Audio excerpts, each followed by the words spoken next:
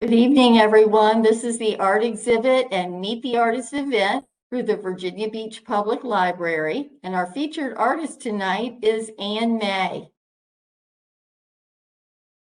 I'm your host, Sandy Hopkins, Adult Services Librarian for the Virginia Beach Public Library. And our co-host is Robert Kennedy, the Volunteer Art Gallery Coordinator for the Central Library in Virginia Beach. Good evening, Robert, and would you please introduce the artist tonight? Thanks very much, Sandy, and welcome to all. We are very pleased to have with us artist Ann May. Ann embarked on a science career and along the way was captivated by the world of art, discovering a passion for printmaking. Since graduating from Old Dominion University in 2003 with a Bachelor of Fine Arts and a concentration in printmaking, she has worked using two favorite print techniques: relief printing and etching. Each gives a look that she enjoys, one bold and the other soft and mysterious. Combining her passions for science and art, each of Anne's artwork focuses on the natural world of plants and animals, being especially fond of birds and butterflies. She delights in depicting their shapes, textures, and colors in her artwork. Inspiration comes from exploring natural areas and gardens in her travels and locally. Her imagination is sparked by her own garden, where birds, butterflies, and other wildlife are common visitors. Anne has participated in many exhibitions and juried shows, including the Hermitage Museum in Norfolk, the Charles Taylor Visual Arts Center in Hampton, the TCC Visual Arts Center in Portsmouth, and the Greater Reston Arts Center in Reston, Virginia.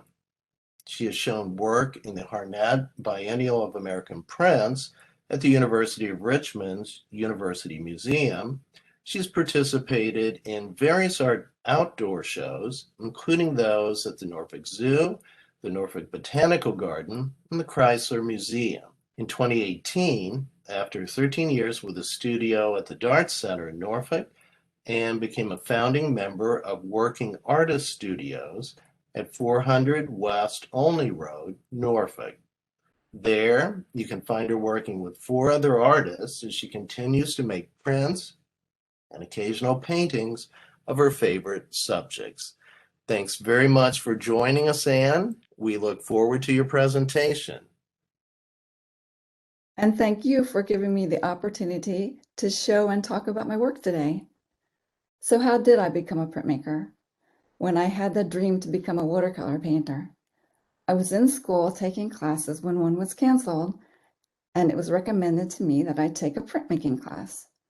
I wasn't sure what printmaking was, but I was willing to give it a try, and when I did, I fell in love with just about everything that I was doing there. So it's funny how things turn out. One thing led to another, and I found myself a printmaker. So what is printmaking? Printmaking is the art of creating an image on a matrix like metal or linoleum or wood, and then transferring the image onto paper after inking up. This is my press that's in my studio, and I use it for almost all my prints. It's extremely handy. Feel very lucky to have it. It consists, you can see that it has a print bed. That's like the part that looks like a table, and then it has a roller, and then it has a wheel that turns the roller. And on the top there are gauges where you set the pressure of the roller, because that changes for each type of print. One of the types of printmaking that I do is relief printing, and I do lino cuts and woodblock prints. As you can see in the picture on the right, I've removed some of the linoleum, and then the rest that's left is in relief, and that's why it's called relief printing. When I print that, the part that has been removed won't show up. And in this photograph, this is the linoleum. It's a special linoleum made for artists. It's soft enough to cut on. I have special tools for that. The wood block prints are wood, of course, and there are also special tools that I use for that.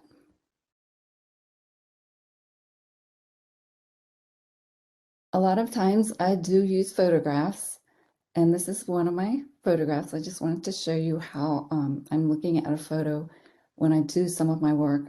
My portraits are this type of work.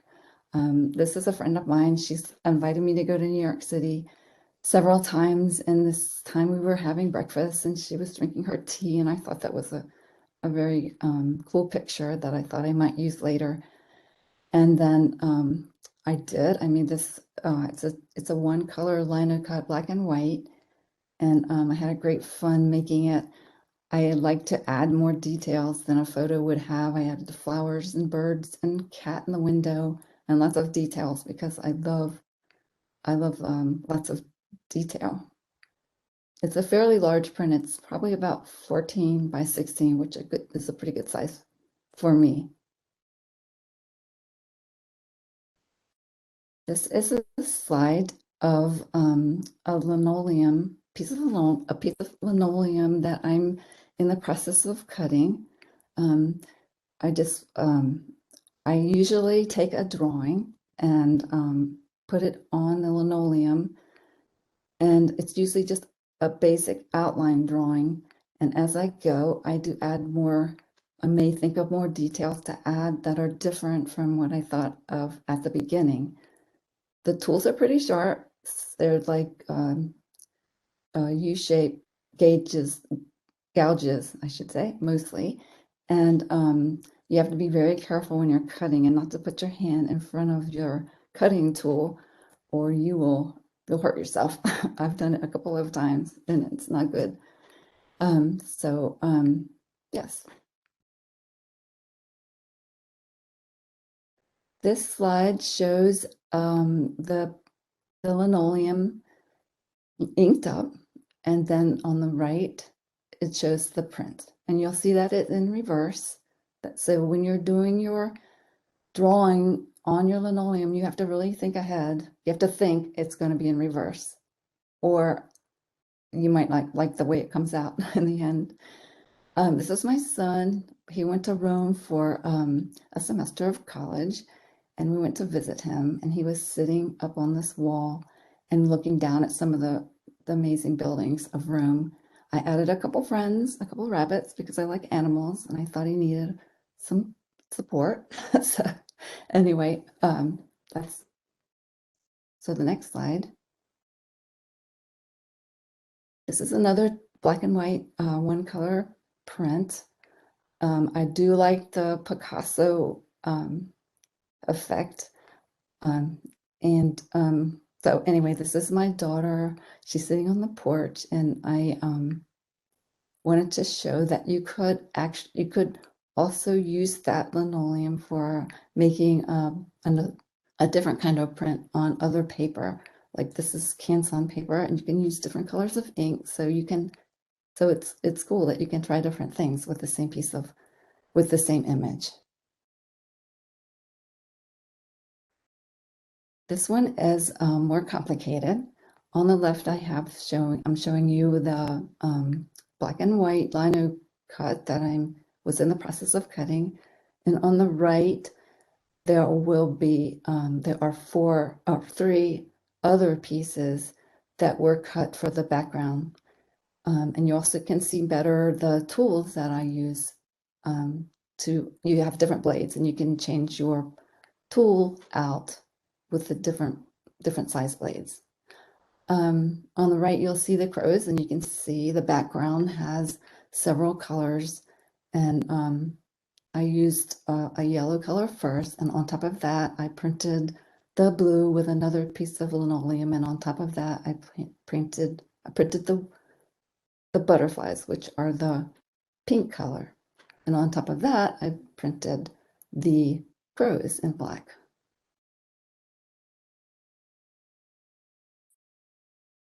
In this photograph, I have a lino cut of the great horned owl. It's another in my series that fits in with the last slide. It has the same background with the butterflies. It reminds me of a great horned owl that was in my backyard watching the house one time. Really enjoyed watching it with its little ones, and it was cool. On the left, you'll see the lino cut that I did to go with this to make this print, and sometimes I notice that people really love the lino cut itself almost as much as the print.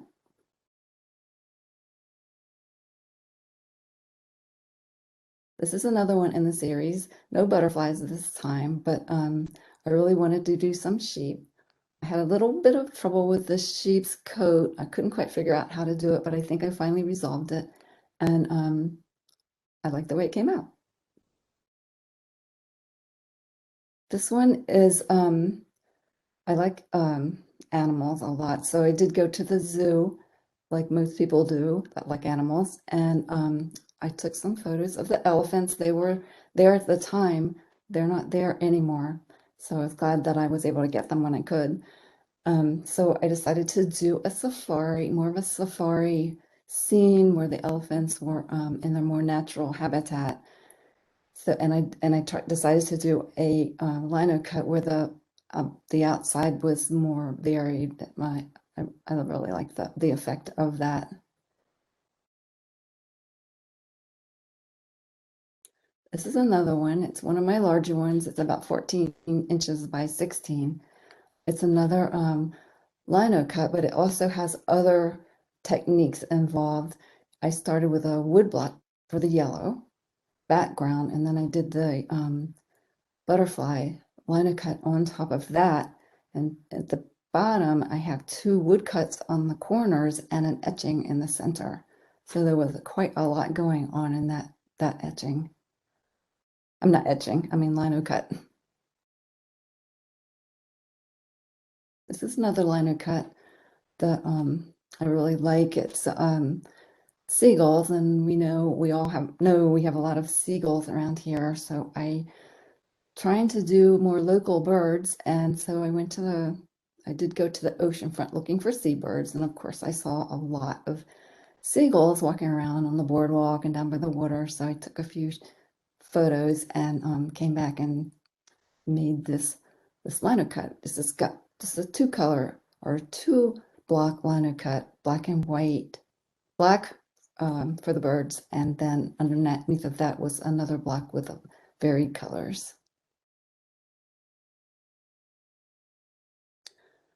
I sometimes, not very often, do woodblock prints. This is a photo of several pieces of the woodblock printing and process. I have the drawing and then some pieces of wood.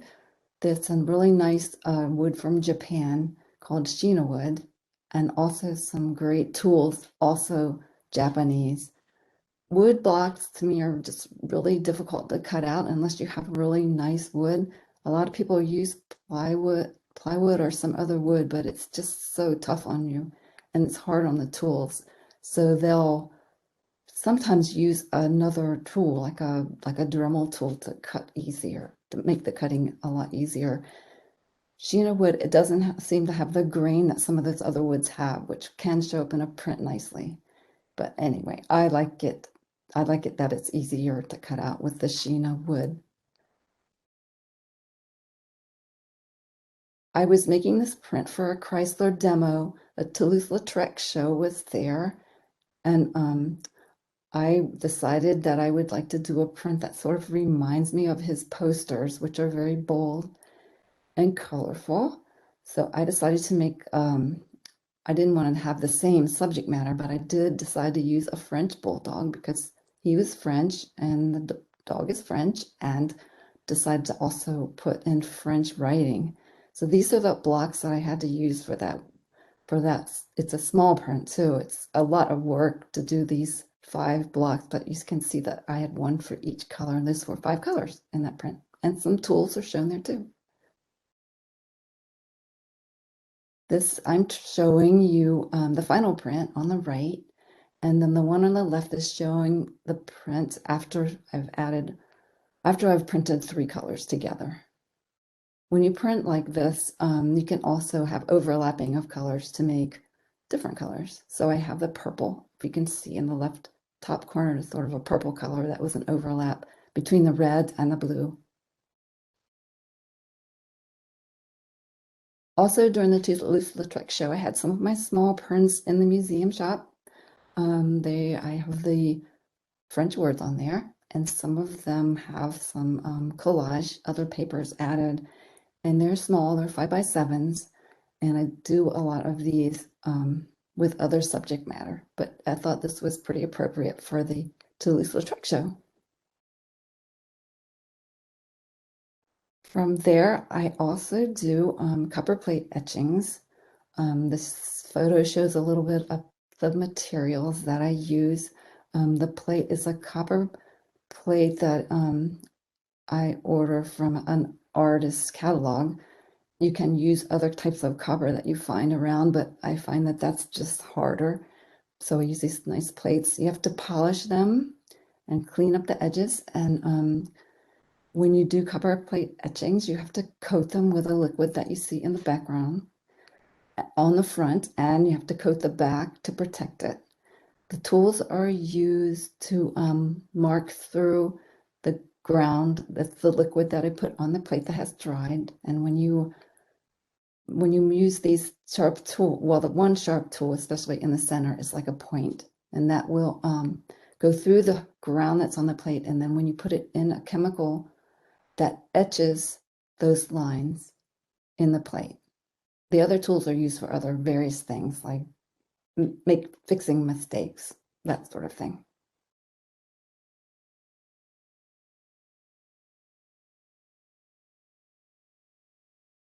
In this slide is a picture of, on the left is a picture of an etched plate. They're actually very pretty, I think, but that's the one that I finished after I put it in a chemical called ferric chloride and etched the lines on the plate. And then on the right, I inked up that plate, and then wanted you to see what that looked like, because it does look neat. It is sometimes hard to get the right amount of ink on the plate. You have to work at that and get some experience with pretty much each print, because it takes a lot of time to get just the right amount of ink on the plate. There's another process involved. I'll talk to you about that in the next slide. This is the final print from that plate. You'll see also not just lines, but some tones, and that's an entirely different process. I use an airbrush with another acrylic compound. I don't know if it's a compound, but anyway, I spray that with the airbrush on the plate, and then you have little dots all over the plate, and when you put it in the chemical again, you'll get a nice tone. It'll make a nice tone, so that you'll see a nice tone between the birds and the bottom of the plate. Also in this plate is a nice paper background that I used Chincolle paper, a Chincolle process, where you add another type of paper on top of your other paper when you make the print. So it gives, I really like the effect it gives. This is another one of my favorite prints. It's a little bit bigger etching. I think it's an 8x10. It shows, I also use a screen print in this, and I also wrote a story, which I was pretty impressed with, because I don't write that much, and it actually fit around the butterfly exactly. But it's a story about the swan and the butterfly, and I'm not going to read the story to you. You can come by my studio and read it. But it involved a couple of processes that I thought made a nice effect. This is another one with Chincolle paper in the background. I had found my old pen pal from high school and college in France. He's in France. And I found out he loves to write. So I asked him if he would write some words for me for this print. So I sent him some shapes and asked him to fill in whatever he wanted in these egg shapes. So he did that for me, and he wrote some French words about baby birds, and then I screen printed those words onto this the paper, and I created an etching around the words, around the eggs. And I thought it came out pretty well.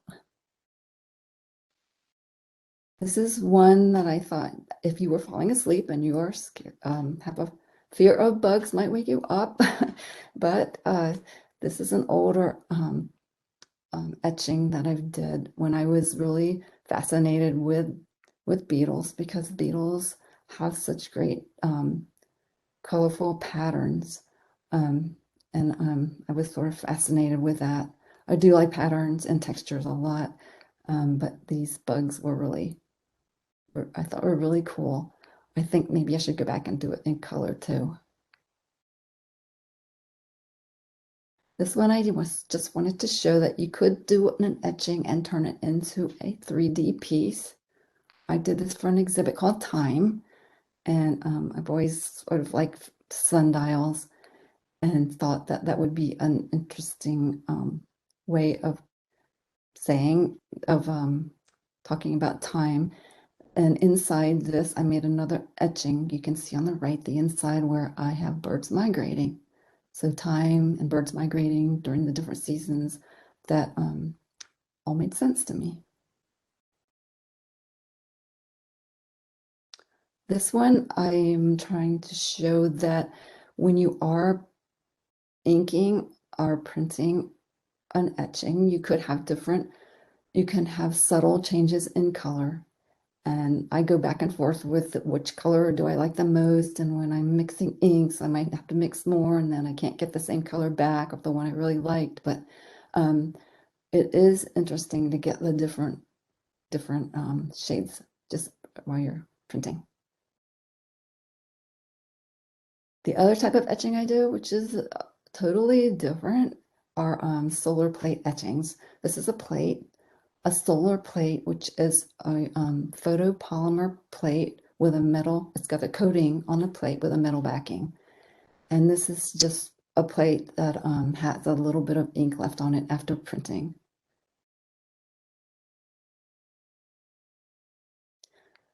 This is, you have to make a drawing first, and I do it on glass. The glass has been etched with a grainy material so that the pencil will stick to the plate.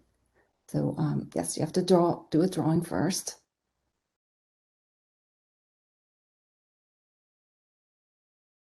Then I exposed it on the plate. You either expose it in the sun or you expose it on another gadget that does produce the type of light that you need, the UV light. And this is after I printed it. I inked the plate, printed it, and this is how it came out. I'm doing a series of Norfolk buildings. I started with the theaters, and as you probably recognize this as being the Wells Theater in Norfolk. I was working on this and I started and I didn't realize how much detail was on that building. It's amazing, but it's really pretty. This is another one that I did. It's not in Norfolk, but it is an old theater called the Commodore in Norfolk. Not Norfolk, in Portsmouth. I went there during the pandemic, and I was given a tour inside. There weren't very many people there. It was still running. There were a couple of people eating at the tables, but not crowded at all. But I was very happy to see, I did like seeing that The Empire Strikes Back was on the marquee, because it made me think, oh, we're in the pandemic and we're gonna fight back. We're gonna win. So I like that.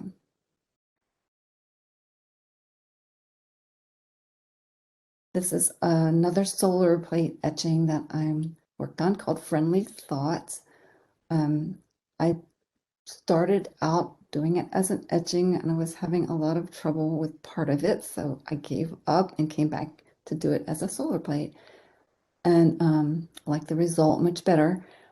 I like the idea of friendly thoughts. I wanted to do some envelopes, and I do like butterflies, so I thought that would be a nice fit. I like the idea of getting a note with a butterfly, but maybe not really. But I like the idea of it being no writing inside, but being a friendly thought. So anyway, that's it for that one. This is the plate that's inked up, a solar plate. That's how it looks, and I think they look really pretty when they're inked up. These are some warblers. This is a final print. This is one of my favorite prints. I love the way it came out, the inking. I love the light effect. I just like it. I really think it came out nice. This is another one. I'm doing a series of small, these are 4x5s. This is a 4x5, and I have several other birds, and I'm doing a series of birds that are just one bird per print. And like I said, they're small, they're 4x5 inches. And this is entirely different. This is my last slide, so I thought I'd do something different. It has kind of a nice story. I had a friend that commissioned me to do a solar print for her of a coin she received from her boyfriend. It is, I believe, a Greek coin, not a Roman coin, but he gave her a coin that she put on her bracelet. And he is a real fan of ancient history, so she thought she could surprise him with a print of the coin that he gave her. So I had to find a picture of the coin online because I didn't want to take her bracelet, but it took a little effort, but I found it. And then I made a solar plate. I made the drawing and made the solar plate etching, both sides of the coin. Each coin is up several inches wide here in this print, whereas before the coin itself is very small. And so she gave that to him for Christmas, and he was very surprised. And I thought that was a great story for one of my prints. So that is the end of my slideshow, and thanks for watching. Well, thank you, Anne. That was really wonderful, and it's an incredibly intricate process of all the different printmaking, and so we really appreciate you sharing that with us. I was wondering if there are any printmakers, either from the past or the present, that were particular models or inspirations for you? There is one printmaker that I really liked, and do you know, I cannot think of her name right now. If you know the children's story, Millions of Cats, it's a very popular children's book. She is the author for that book. Okay. She didn't do printmaking in that book, but I was really lucky to run into some of her prints in the Boston Library one time. I was really surprised. I found them upstairs. And she really is my favorite printmaker. Okay, great. And you also mentioned an influence in a couple of your pieces by Picasso. And so are there any painters, other artists that you're drawn to? Let's see. Why can't I think of any right now? I like most of the artists that are, well, I don't know. Okay. I do love the Impressionist painters. Okay. I think they really are my favorite. But then there are a lot of other people that I like too, in different ways. Sure. Okay, well, that's fine. And you focus a lot on the natural world and bring it out very well. I was wondering if there was any animals or other flora fauna that you haven't um, done yet that you would like to, or any projects that you would like to undertake? I would really like doing any animal, I believe.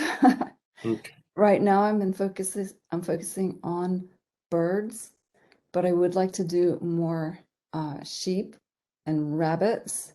I do like doing those. Um, I focus more, I think, on the smaller animals. I do want to redo the squirrel that you see on this picture in a bigger format, Um, yes, I would just like doing any animals, really. Okay, well, great. Now, if someone were interested in printmaking, how would they begin? Would you suggest they take a class? That's how you first learned about this. Or is it possible to read books, get online videos? What would you suggest? All of those suggestions are very good. Of course, taking a class is, I think, the best. It's the most fun in person. But you can learn some things, and I have too, by looking at online videos and reading books. Also, I do go look in books and look for information that when I need something or I want to start a new process on my own, which I've done quite a bit. Okay. And do you teach classes or do any of your the artists that you work with at your new gallery teach? I will teach. We don't have space to teach a class. Um, I will teach someone on their own, or one or two people on their own. I do have some space in my studio. The other artists, I don't know. I'd have to ask them if they want to teach. Okay. They may not. I don't know. Sure, sure. Okay. Well, that's good. Mhm. Um, and for the tools of doing this, someone is interested and they've started out, um, and so there seems like a lot of various tools that they would need. Yes, it's true. Yeah. Each process has its tools. It's true. And having a press is very helpful. You can get a smaller press than I have and do, really nice small prints. And you can do some prints by hand. And a lino cut doesn't require that many tools. I mean, you could buy the linoleum, buy the tools, the lino cut tools, and some paint and paper. So maybe it does add up. And you can do those by hand by using a thing, you can print by using a spoon by rubbing on the back of the print, the back of the paper, or use another thing that's called a baren that you rub across the back of the paper to make the print. But yes, each process has its tools, and you have to get them to do them. Sure. Okay. And that sounds like good advice for getting started in a basic way with the lino cuts and so Mhm. forth. Do you have any future plans or goals? In... I do have some things I'm working on. I'm working on that Norfolk old building series. I enjoy doing the old architecture, and I'm doing those as solar plates. I have um, I think I have 6 of those so far. So I'm going to be working on those in the near future. And also, I want to do more bird solar plates also, so that I can get enough series for a show. That's great. And those are great projects. And particularly the old buildings really preserves the images of it as Mhm. well as making great art. Yeah. So, And people yeah. do talk about them. They came into my studio during an art crawl a couple of weeks ago, and some people in the neighborhood, the studio's located in Ghent, and we had several people from Ghent come in, and they, of course, recognized the buildings, and they had a good time talking about them. So I enjoyed that. Oh, excellent. Mhm. And you might want to give the address for your studio again. I mean, people can stop by, is that correct? Yes, they can stop by. Someone is there most of the time, but it's best to try to contact. If you're coming there specifically, you should contact one of us to let us know you're coming. Okay. Well, So very good. It was on 400 West Olney, as I recall. 400 West Alney Road in Norfolk. It's not so Okay. far. It's pretty close to the Chrysler Museum. It's not far Right. from Okay. there. Yes. Well, great. And do you have any advice for aspiring artists of any type in any medium? Um, my advice would be to start with a drawing class.